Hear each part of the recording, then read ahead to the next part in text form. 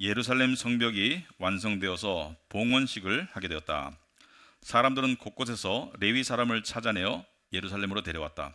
감사의 찬송을 부르며 심벌들을 치며 검은고와 수금을 타며 즐겁게 봉헌식을 하려는 것이었다. 이에 노래하는 사람들이 예루살렘 주변 여러 마을 곧 느도바 사람들이 사는 마을과 벳길갈과 게바와 아사마웻 들판에서 모여들었다. 이 노래하는 사람들은 예루살렘 주변의 마을을 이루고 살았다. 제사장들과 레위 사람들은 몸을 깨끗하게 하는 예식을 치른 다음에 백성과 성문들과 성벽을 깨끗하게 하는 예식을 올렸다.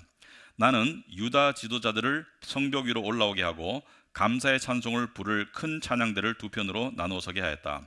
한 찬양대는 오른쪽으로 거름문 쪽을 보고 성곽 위로 행진하게 하였다.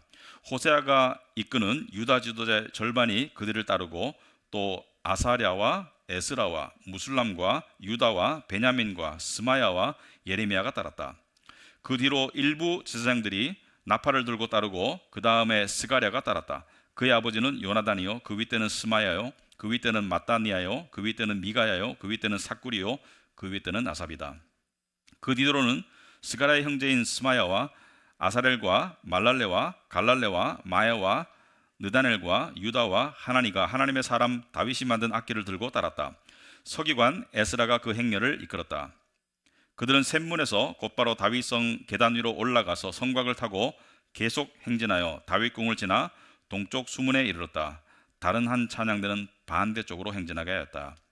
나는 백성의 절반과 더불어 그 뒤를 따라서 성벽 위로 올라갔다. 이 행렬은 풀무망대를 지나서 넓은 벽에 이르렀다가 에브라임 문의를 지나 옛 문과 물고기 문과 하나넬 망대와 함메아 망대를 지나서 양문에까지 이르러 성전으로 들어가는 문에서 멈추었다. 감사의 찬송을 부르는 두 찬양대는 하나님의 성전에 들어가 멈춰섰다. 나 역시 백성의 지도자 절반과 함께 하나님의 성전에 들어갔었다. 제사장 엘리야김과 마아세야와 미나민과 미가야와 엘로에네와 스가랴와 하나냐는 다 나팔을 들고 있고 마아세야와 스마야와 엘르아살과 우시와 요하난과 말기야와 엘람과 에셀이 함께 서 있었으며 노래하는 이들은 예스라하야의 지휘에 따라서 노래를 불렀다.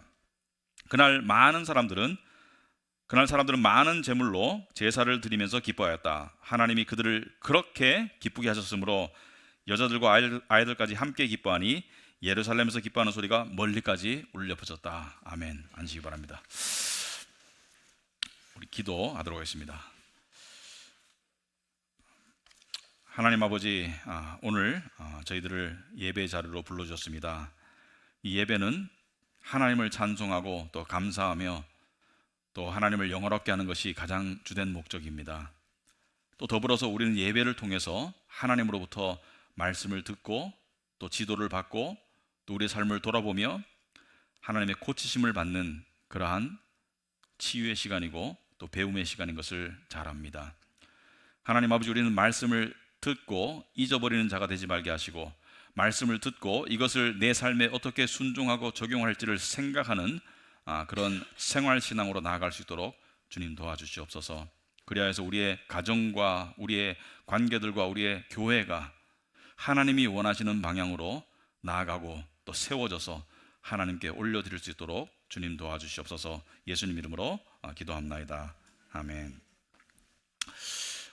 네, 우리 인간의 삶은 우리는 감정의 동물이죠. 감정을 우리는 겪고 감정을 떠나서는 우리가 살 수 없는 존재죠. 그래서 우리는 감정의 변화, 감정의 기복 그런 것을 많이 겪고 있는데 통상적으로 희로애락이라는 말이 있습니다. 희로애락, 기쁨과 노여움 그리고 슬픔과 즐거움.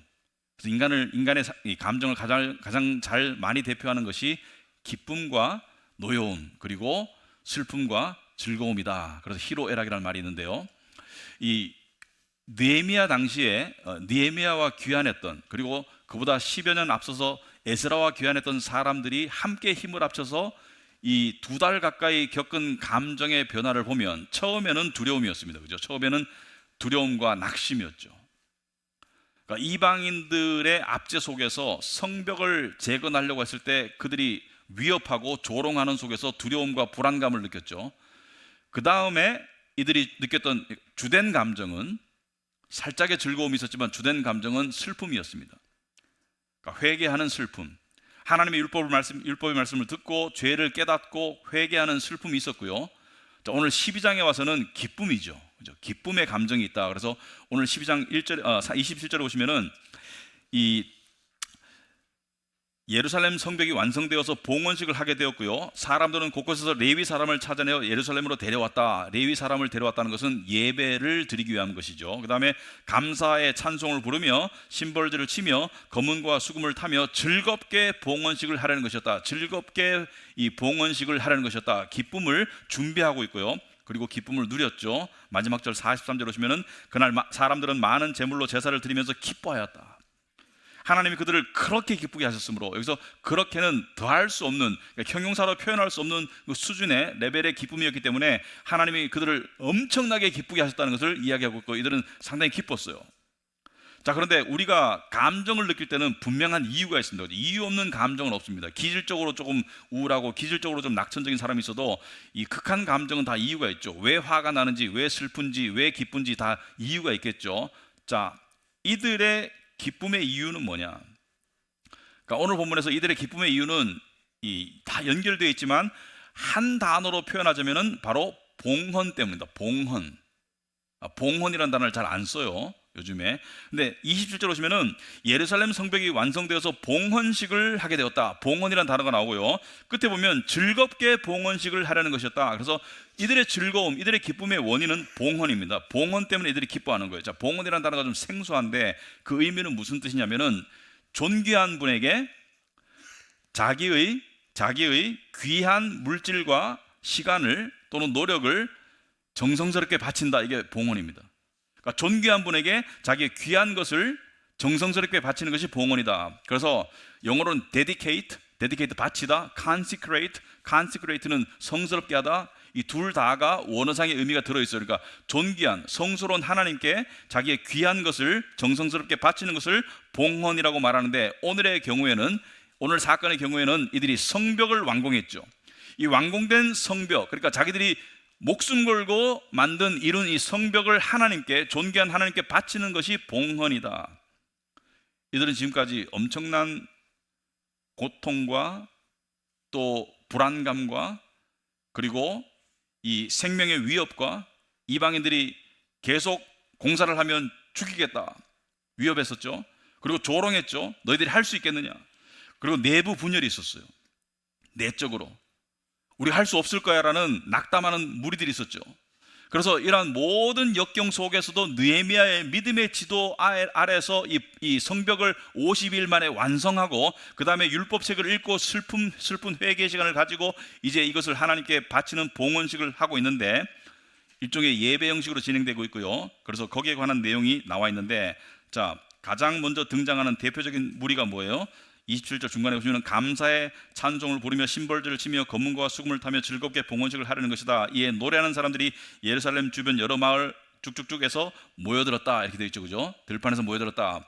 자, 찬양대가 나옵니다. 찬양팀이 나와요. 오늘날로 말하면 찬양팀이 나오는데, 이 찬양팀의 이 찬양의 중요성, 그러니까 이 하나님은 우리의 이 표현을 받기를 원하시는데, 우리가 감사와 기쁨과 또는 슬픔을 표현하는 것이 찬양이죠, 그죠? 찬양을 통해서 하나님께 표현하는 거예요. 그래서 음악은 하나님께서 우리에게 주신 큰 선물인데, 이 찬양을 리드하고 인도하는 찬양팀의 중요성에 대해서 이야기하고 있는데, 29절 중간에 보시면은 이 노래하는 사람들은 예루살렘 주변의 마을을 이루고 살았다. 이들은 마을을 이루고 살았다. 이들은 집단으로 같이 살았어요. 노래하는 사람들과 악기를 다루는 사람들이 같이 살았다는 것은 무엇을 암시하죠? 이들은 개인적으로 노래하는 사람은 노래를 연습하고, 그 다음에 개인적으로 악기를 다루는 사람들은 자기가 다루는 악기를 연습하고, 그리고 왜 모여 살았을까요? 모여서 연습하기 위해서. 여러분, 당시의 찬양대는 이 작사는 별로 필요가 없었습니다. 주로 시편을 불렀기 때문에. 근데 작곡을 했겠죠. 이 곡이 좋은 것 같아. 그러니까 시간이 지남에 따라 가지고 이 흥이 다르죠. 사람들의 표현 방식이 다르죠. 그래서 작곡을 하고 그것을 소개하고 그리고 함께 연습하고, 그래서 맞춰보고, 그리고 이 음악적인 그런 어떤 기술만 맞추는 것이 아니라 마음을 맞추고 기도하고 이런 가운데 준비하고 있다가 예배 부름 받아서 쓰임 받고 했겠죠. 그래서 우리도 찬양팀이 있지만, 성가대도 있고 하지만은 연습해야 됩니다. 제가 봤을 때 주일날 연습도 귀한 연습이지만, 이 주중에 한 달에 한두 번, 세 번 연습하는 시간을 가져야 돼요. 왜냐하면 굉장히 중요한 쓰임이기 때문에 그렇습니다. 굉장히 중요한 직분이기 때문에 찬양팀은 연습을 해야 된다. 자, 이 봉헌의 예배를 준비하기 위해서 제사장들도 각별한 준비를 하죠. 30절에 오시면은 제사장들과 레위 사람들은 몸을 깨끗하게 하는 예식을 치른 다음에 백성과 성문들과 성벽을 깨끗하게 하는 예식을 올렸다. 예배에 앞서서 어떻게 해요? 정결 의식을 하고 있다. 당시에 정결 의식은 물을 뿌리는 것이죠. 상징적으로 물을 뿌리는 것인데 이것은 외적으로 정결을 의미하고 또 마음을 단장하고 준비한다는 것을 의미하죠. 특히 제사장들은 준비를 하죠. 오늘날로 따지면은 목회자들, 사역자들은 저 같은 경우는 어떻게 준비를 해야 됩니까? 이 주중에 리듬이 있습니다.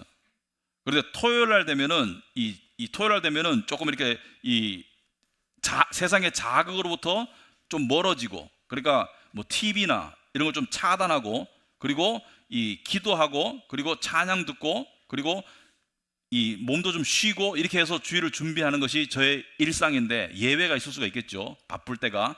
그런데 그렇게 하려고 노력하듯이 우리 성도님들도 마찬가지죠.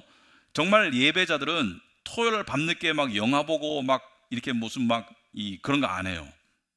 그리고 뭐 이 잔인하고 막 이런 거 잘 안 봐요. 왜냐하면 마음을 정결하게 준비해서, 그리고 잠을 좀 충분히 자요. 여행을 가지 않는다 하면은 토요일 날 좀 일찍 자서 주일 예배 때 좀 준비하는 마음이죠. 여러분 그 월요일 날 직장 출근 앞두고 일요일 날 저녁에 막 늦게까지 막 안 돌아다니잖아요. 왜냐하면은 다음 날 출근해야 하기 때문에. 근데 출근보다 더 중요한 게 예배거든요.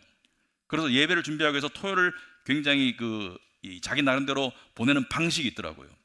그래서 그런 걸 우리가 좀 지키고 이렇게 따르는 것이죠. 그래서 그렇게 하고 난 다음에 이들이 바칠 봉헌물, 그러니까 성벽에도 이 예식을 치렀죠. 그러니까 상징적으로 하나님께 드리기 전에 물을 뿌린다든지 해가지고 정결 의식을 치루었죠. 그러고 난 다음에 느헤미야는 유대인들을 두 그룹으로 나눴습니다. 그래서 두 그룹으로 나눠서 한쪽은 에스라의 인도하에, 그 다음에 이 북쪽 그룹은, 남쪽은 에스라가 인도하고 북쪽 그룹은 느헤미야의 인도하에 찬양대와 지도자들을 앞세우고 백성들을 두 그룹으로 나눠서 따라가게 했어요. 여기도 찬양대가 앞에 나와요. 그래서 31절 오시면은 나는 유다 지도자들을 성벽 위로 올라가게 하고 감사의 찬송을 부를 큰 찬양대를 두 편으로 나눠서 서게 하였다. 한 찬양대는 오른쪽으로 거름문 쪽을 보고 성곽위로 행진하게 하였다. 당시에 이 지도를 안다면 이분들이 어떤 방향으로 움직이는지 알 수 있는데, 한쪽은 북쪽에서 움직이고 한쪽은 남쪽에서 움직여가지고 뺑 돌면서 중간에 있는 성전으로 모이도록, 그러니까 합류하도록 그렇게 만들었어요. 이것은 봉헌의 대상이 되는 성벽을 돌면서 이것을 하나님께 바친다, 그런 의미가 있겠죠. 그리고 36절에 보시면 남쪽 그룹은 스가랴의 형제인 스마야와 이렇게 여러 사람들이 하나님의 사람 다윗이 만든 악기를 들고 따랐다. 다윗이 악기를 만들었다는 것을 알 수가 있겠죠. 다윗은 지금 시점에서 수백 년 전의 사람인데 악기를 만들었다. 당시의 악기는 타악기가 위주입니다. 여러분들이 아프리카나 인도나 이런 데 가시면은 그냥 기타나 피아노나 이런 복잡한 악기가 아니고 그냥 타악기인데 굉장히 신나요. 그것만 가지고도 신나요. 하여튼 다윗이 만든 악기를 가지고 따랐고요. 서기관 에스라가 남쪽 그룹을 이끌었어요. 그래서 이 두 그룹이 행진을 쭉 해서 성곽을 쭉 돌면서 찬양대와 지도자가 앞에 따르고, 그 다음에 백성들이 뒤를 따르면서 어디에 머물렀습니까? 40절에 감사의 찬송을 부르는 두 찬양대는 하나님의 성전에 들어가 멈추었다. 성전 안으로 찬양대는 들어갔고요. 나 역시 백성의 지도자 절반과, 지도자는 절반만 들어갔습니다. 그러니까 지도자보다 찬양팀이 더 우선이에요. 찬양팀은 다 들어갔고 지도자는 절반만 들어갔고 백성들은 다 못 들어갔어요. 왜? 성전이 그렇게 크지 않아요. 수만 명이 들어갈 수 없어요. 그러니까 들어갈 수 있는 자들은 찬양팀과 지도자들 절반과 느헤미야와 에스라와 제사장들과 이런 사람들만 들어가고, 그들도 들어가가지고는 성소 안으로는 못 들어가죠. 거긴 제사장만 들어가니까, 그죠? 그 앞에서 멈추고, 그리고 나머지 백성들은 이 성전 밖에 섰겠죠. 그리고 이들은 또한 많은 제물로 하나님께 기쁨과 감사를 표현했죠. 43절로 보시면은 그날 사람들은 많은 제물로 제사를 드리면서 기뻐하였다, 이렇게 되어 있습니다. 왜 제물이 따를까요? 성전의 필요를 충족하기도 하지만 제물은 감사와 마음의 표현이죠. 그래서 물질 있는 곳에 마음이 있기 때문에 항상 하나님은 빈손을 보이지 마라, 나의 예배에 항상 예물이 따르기를 말씀하셨죠. 그래서 이들이 누린 기쁨은 어느 정도의 기쁨이었냐면, 43절 중간에 보시면은 여자들과 아이들까지도 함께 기뻐하니, 이것은 여자들과 아이들은 기뻐하면 안 된다는 얘기가 아니고, 여러분 우리나라가 몇십 년 전만 하더라도 여자와 아이들이 소리 내는 것을 별로 허락하지 않았죠, 그죠? 그래서 이 2000 몇백 년 전의 상황을 생각해 봤을 때 여자들이 막 깔깔거리고 소리내고 기뻐하는 것은 별로 허용이 안 되던 시절에 그들 또한 기뻐할 정도로 기쁨을 주체할 수 없었고요, 그 소리가 멀리까지 예루살렘에서 예루살렘 밖에까지 울려 퍼질 정도로 사람들이 엄청나게 기뻤어요. 자, 그런데 제가 이제 이 기쁨, 이 봉헌의 기쁨, 하나님께 뭔가 귀중한 것을 정성스럽게 드림에 대한 기쁨에 대해서 세 가지 제목으로 제가 말씀을 드리고 있습니다. 진정한 기쁨은 어디서 오나? 두 번째, 진정한 기쁨은 어떤 과정을 거치나? 그리고 세 번째, 진정한 기쁨은 어떤 순서로 진행되나? 그 첫째, 누구로부터 오는가? 43절 보시면요, 중간에 보시면은 하나님이 그들을 그렇게 기쁘게 하셨다 이렇게 되어 있습니다. 하나님이 그들을 그렇게 기쁘게 하셨다. 기쁨은 세상에서 스스로 성취하고 만들 수도 있지만, 정말 진정한 기쁨은 하나님이 만들어 주시는 거예요. 그래서 정말 인간이 누릴 수 있는 최고의 기쁨은 모두가 하나님으로부터 나오고 하나님과 연결되어 있다는 것을 알 수가 있습니다. 그러니까 진정한 기쁨이라는 것은 그 의미가 퇴색하지 않고 내 마음에 고여있고 쌓여있는 기쁨을 말하죠. 물론 그 기쁨의 감정은 지나가지만 그 기쁨의 근거는 내 마음에 남아있는 것이 진정한 기쁨인데, 그것은 하나님께로부터 온다는 것을 알 수가 있습니다. 여러분, 세상에도 기쁨이 있죠. 성취의 기쁨, 또는 뭐 돈을 많이 벌었어, 승진했어, 또는 뭐 이겼어, 좋은 학교에 갔어, 기쁨이 있죠. 그런데 세상의 기쁨은 뭐예요? 헛되고 헛되니 다 헛되다. 솔로몬이 죽음 앞에서, 솔로몬은 세상의 기쁨을 다 누려봤죠. 극한으로 다 누려보고 난 다음에 그 결과가 뭐예요? 헛되고 헛되니 모든 것이 헛되다. 사람이 세상에서 수고한들 무슨 보람이 있는가? 제가 어제 책을 하나 읽다가 잤는데요, 어떤 목사님이 쓴 책인데 그 속에 이런 내용이 있더라고요. 사람이 죽으면서 내가 그때 그 땅을 샀을 걸, 이런 후회하겠냐고요. 내가 그때 그 땅을 샀어야 되는데, 이런 후회 안 한다는 거죠. 무엇을 후회하겠어요? 사람이 죽을 때 진정한 관계와 내가 사랑하는 사람들과 하나님과 함께하지 못했던 그 시간들을 아쉬워하지, 내가 그때 그 아파트를 샀어야 되는데 이런 생각은 안 한다는 거예요. 헛되고 헛되니 모든 것이 헛되다. 그런데 하나님을 향해 하는, 하나님으로부터 나오는 그 기쁨은 진정한 의미가 있다. 그리고 우리 안에 흔적이 영원히 남아있다. 그런데 이런 생각이 듭니다. 안 그렇던데요? 하나님이 우리에게 뭔가 봉헌하라고 하는, 또는 우리의 정성을 바치라고 하는 그 속에 항상 기쁨만 있는 것이 아니에요. 예를 들어서 교회를 섬기는 데에도 시험이 있죠, 그죠? 교회를 섬기는 데 힘들어요. 교회를 섬기는데도 좌절될 때가 있어요. 사람들이 교회를 섬기다가 가장 좌절하는 이유 중에 하나는 이겁니다. 나만 섬기는 것 같아. 다른 사람들은 안 섬기는데 나만 섬기는 것 같아. 나만 드리는 것 같아. 그래서 시험이 들 때가 있어요. 그리고 중간에 힘들 때가 있고요. 그리고 느헤미야 당시에 성벽을 세우던 백성들이 내부 분열이 있듯이 외적인 상황도 힘들지만 내적으로 뭐예요? 갈등과 의심이 될 때도 있습니다. 그럴 때가 있어요. 그래서 진정한 기쁨의 두 번째 특징은요, 과정이 고통스럽고 혼란스럽다입니다. 과정이 고통스럽고 혼란스럽다. 하나님이 주시는 모든 봉헌의 기쁨은 그 속에 고통과 혼란이 있어요. 내가 뭔가를 드릴 때, 뭔가 부름받은 곳에 내가 나아갈 때 그 속에서 힘든 고난이 있어요. 여러분, 이 유대인들의 삶을 보면 처음부터가 혼란이었습니다. 자, 바벨론에서, 페르시아 제국이죠. 지금은 바벨론의 포로로 사로잡혔다가 지금 이제 제국이 바뀌었죠. 페르시아 제국이 비록 이방 땅이지만 거기가 편했고 풍요했어요. 근데 그 편하고 풍요한 것을 떠난다는 자체가 엄청난 고통스러운 결단이었어요. 왜? 그 여정이, 예루살렘까지 여정이 수개월 걸리는데 그 속에서 살해 위협이 있고 그 속에서 힘들었어요. 옛날의 여정은 호텔에 자는 게 아니잖아요, 그죠? 힘들었어요. 그리고 도착해 보니까 정말 참담했죠. 본국에 도착해 보니까 제대로 사정을 모르고 왔는데 보니까 정말 이 본토에 남아있는 자기 동족들의 상태가 너무 비참하고 너무 열악하고 그리고 위험하고 그리고 이방인들의 위협과 조롱이 있고 이제 그들과 운명이 하나가 되는 그 과정이 굉장히 힘들었어요. 사람은 변화가 힘든데 밑으로 내려가는 변화가 훨씬 어렵습니다. 위로 올라가는 변화는 훨씬 수월해요. 하지만 밑으로 내려가는 변화가 너무 어렵다. 그런데 이들은 느헤미야의 지도 아래서 성벽을 재건하기로 결심합니다. 그런데 처음부터 살해 위협을 받았죠, 그죠? 그리고 조롱했어요. 너희들이 지을 수 있겠어?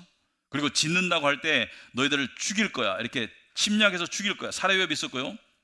그리고 사기가 저하되는 내분이 있었습니다. 내적으로도 우리가 이거 할 수 있을까? 적과 내통하는 사람들도 있고 여러 가지 면에서 고통과 좌절과 의심과 여러 가지 힘든 일들이 많았어요.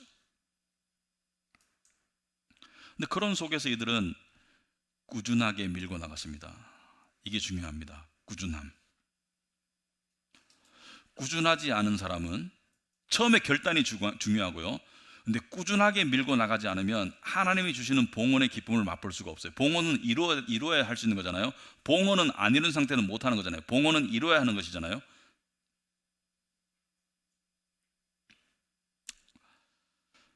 우리가 이 하나님이 부르시는 부르심이 있죠. 근데 봉헌이라는 것을 꼭 교회와 결부지어서 생각할 필요는 없습니다. 교회에서 하는 일도 봉사와 봉헌이지만 이 봉헌이라는 것은 우리 삶의 모든 영역에서 적용될 수 있습니다. 로마서 12장 1절에서 이런 말씀이 있죠. 형제자매 여러분, 그러므로 나는 하나님의 자비하심을 힘입어 여러분에게 권합니다. 여러분의 몸을 하나님께서 기뻐하실 거룩한 산 제물로 드리십시오. 이것이 여러분이 드릴 합당한 예배입니다. 여러분 자신을 하나님께 거룩한 제물로 드리라는 것은 바로 봉헌을 말하죠. 여러분 자신을 하나님께 드리라는 것은 여러분의 개인 생활, 여러분의 가정 생활, 여러분의 관계, 여러분의 경제, 여러분의 사업, 여러분의 직장, 여러분의 교회 모든 영역에서 하나님께 봉헌하라는 것이죠.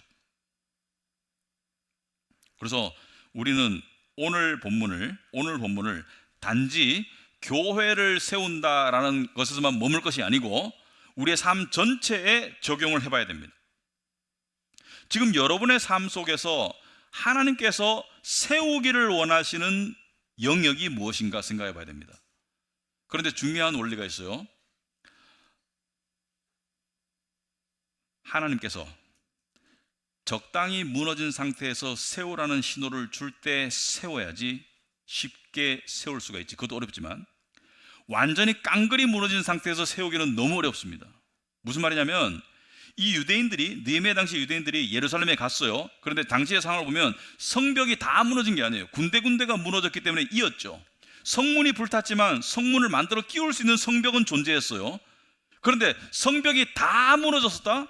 그러면 이들이 가지고 있는 어떤 능력이나 재력으로는 세울 수가 없었고요. 52일 만에는 불가능하죠.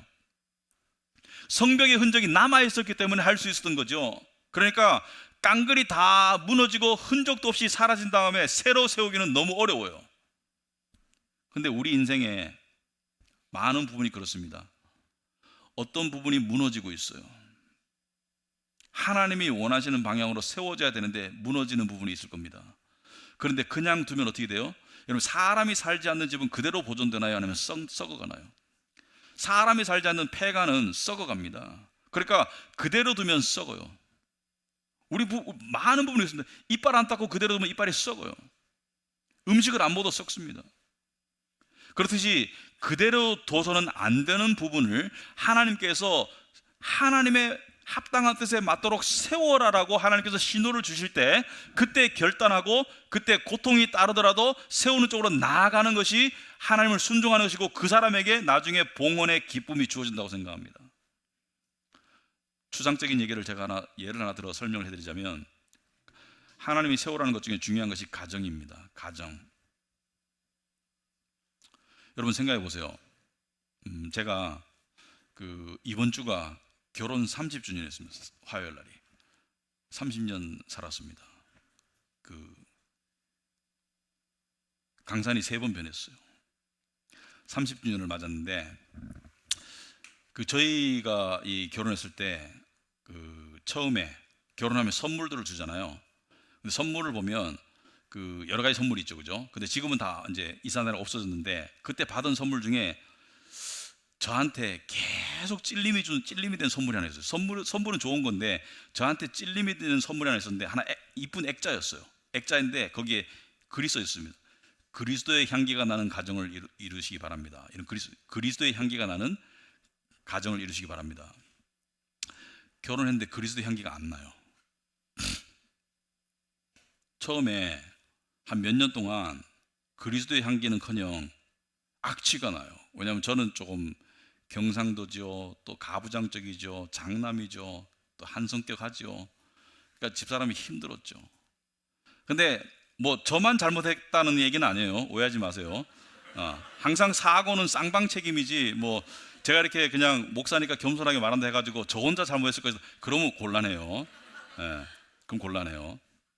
어쨌든 간에 저희 결혼이 그렇게 한 6, 7년이 흐르는데요. 제가 그 액자만 보면 마음이 찔리는 거예요. 그리스도의 향기가 나는 가정이 되게 하옵소서. 그리스도의 향기가 나는 것이 하나님의 뜻이잖아요. 그죠? 하나님의 뜻은 사랑과 화평이잖아요. 그거 보면 마음이 찔리는 거예요. 그런데 언젠가 이상하게도 하나님의 역사였어요. 저하고 집사람이 동시에 느낀 것 같아요. 뭔가 단단한 변화가 필요하다. 뭔가 근본적인 변화가 필요하다. 그래서 두 사람이 새벽에 같이 일어나서 같이 아침에 큐티를 같이 하기로 했습니다. 각자 하던 것을 같이 하자. 뭐 얼마 동안 같이 할지 모르겠지만 같이 하자. 책은 잠언으로 정했습니다. 그래서 매일 일어나서 처음에 어색했어요. 안 하던 걸 하려니까 어색하고, 그리고 또 처음에는 읽으면서 자꾸 상대에게 자꾸 하고 싶은 말이 있는 거야. 이걸 자꾸 상대를 고치려고 하는 그런 마음 아시죠? 그죠? 근데 한 달이 지났는데요. 우리도 모르게 변화가 시작되더라고요. 마음이 바뀌었어요. 그 전에 이기적인 마음이 바뀌기 시작하더라고요. 여러분들이 들으면 정말 유치하고 웃을 수 있는데, 제가 그 냉장고에다 그 전에 이게 출력해서 적어놓은 게 이렇게 써 있습니다. 아내들이여 남편에게 순종하라.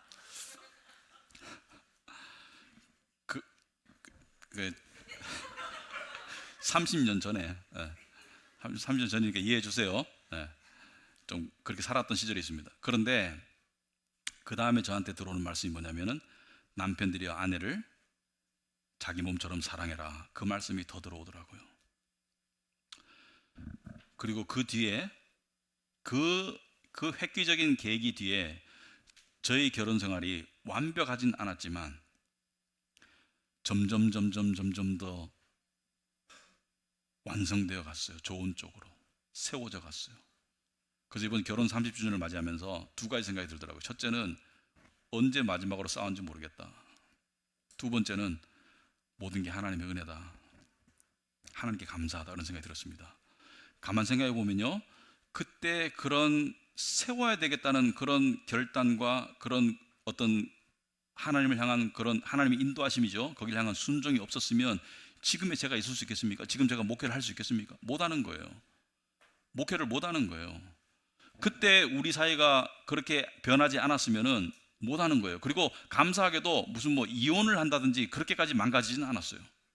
그냥 삐걱삐걱 하는 것이 좀 오래됐을 뿐이지. 그런데 그때부터 변화가 시작되지 않았으면 제가 목회를 못하죠.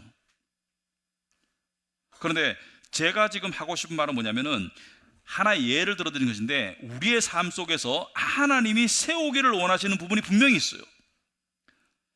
그것이 관계이든, 그것이 경제적인 부분이든, 그것이 교회 생활이든, 가정의 생활이든, 부모 자식 간의 관계든, 어떤 속에서든지 하나님이 세우기를 원하시는 부분이 분명히 있습니다.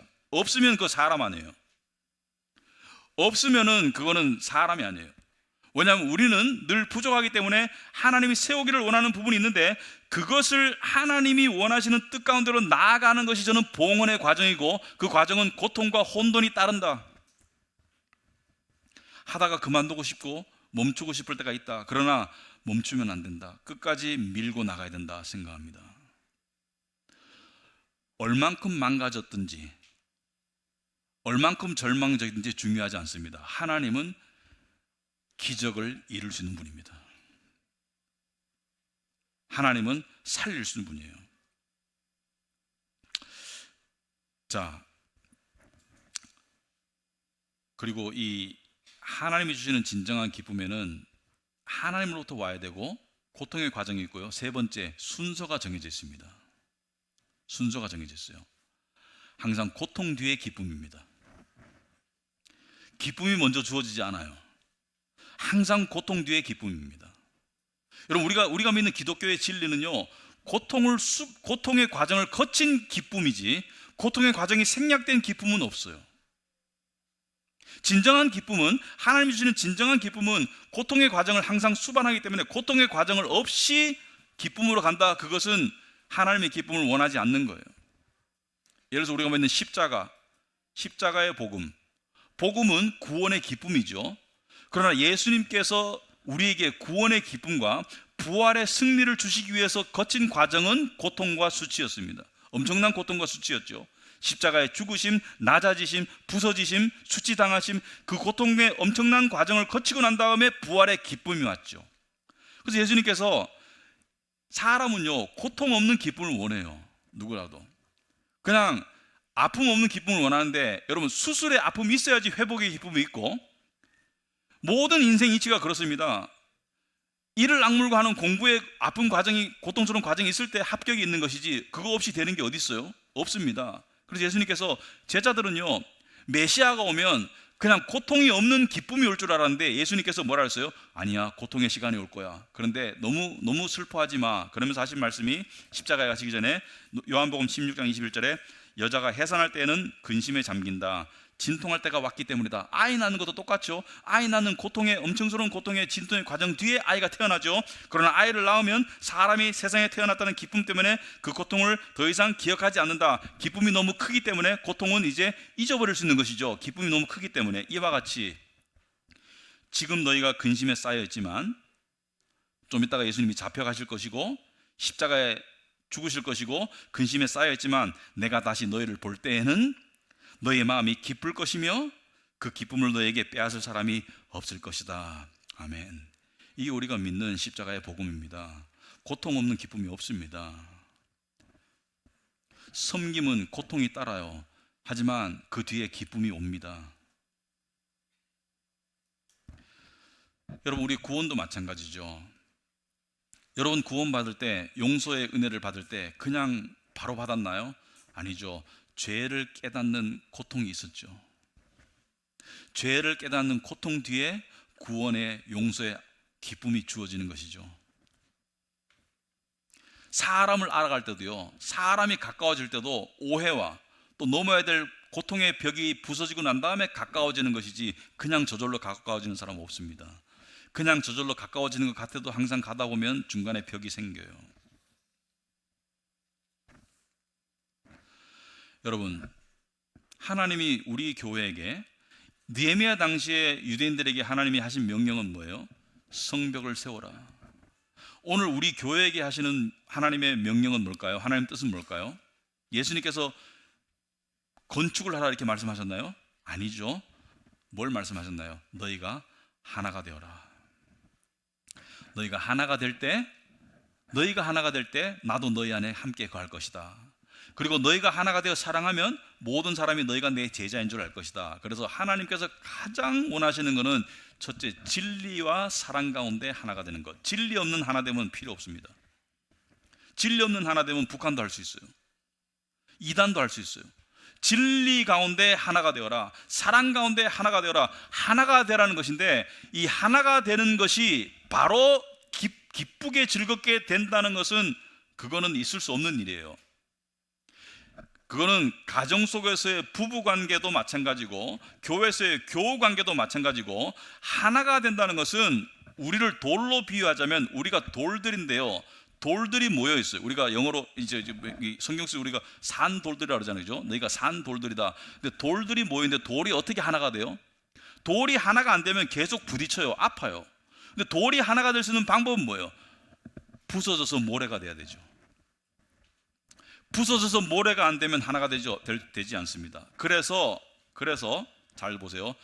돌이 돌을 부숴요. 돌이 돌에게 맞아서 부서지는 거예요.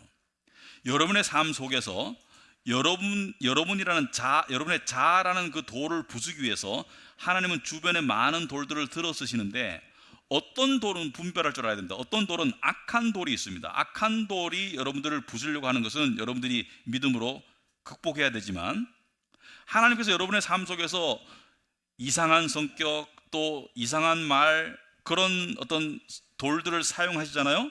그러면 그 돌을 통해서 여러분을 부수는 거예요. 그런데 동시에 여러분이라는 이상한 돌을 통해서도 남을 부수는 거예요.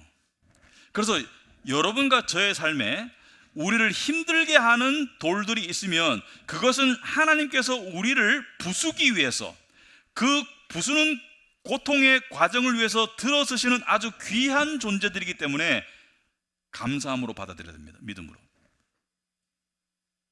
왜? 그 과정은 아프지만 그 결과는 부서짐이라는 그런 성화가 주어지고, 부서진다는 것은 예수님을 닮아가는 거예요. 부서지는 사람 속에 진정한 화평이 깃들게 됩니다. 어떤 사람이 이렇게 말합니다. 우리 부부는 아무 문제 없어요. 전혀 싸우질 않아요. 근데 들여다보니까 서로 각방 쓰고 말이 없어. 싸울 일이 없어. 그것은 하나님이 원하는 화평이 아니고 그건 거짓 화평입니다. 하나님께서는 우리가 친밀하게 하셔서 우리를 부수세요. 가까이 있어야 서로 부서지죠. 가까이 있어야 서로 맞으면서 부서지죠. 그래서 사람들을 밀쳐내지 마시고, 어떤 사람 이런 말씀하신 분 있어요. 교회 생활 너무 밀접하게 하니까 사람 때문에 힘들고 시험 들어요. 그래서 저는 그냥 예배만 드리고 집에 갑니다. 그 사람은 성화가 있을 수가 없습니다. 절대로 성화가 있을 수가 없습니다.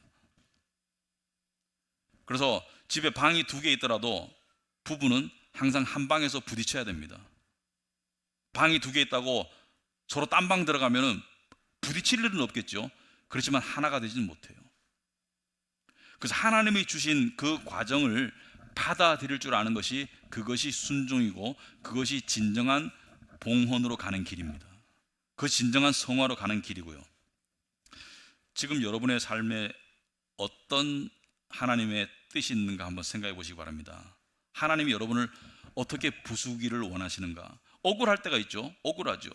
왜 나만 부서져? 억울하죠. 그런데 자기 입장에서 억울한 것이지, 다른 사람도 부서지면서 억울함을 느끼는 것은 마찬가지고요. 우리가 억울하다고 느낄 때 반드시 바라봐야 될 대상이 있습니다.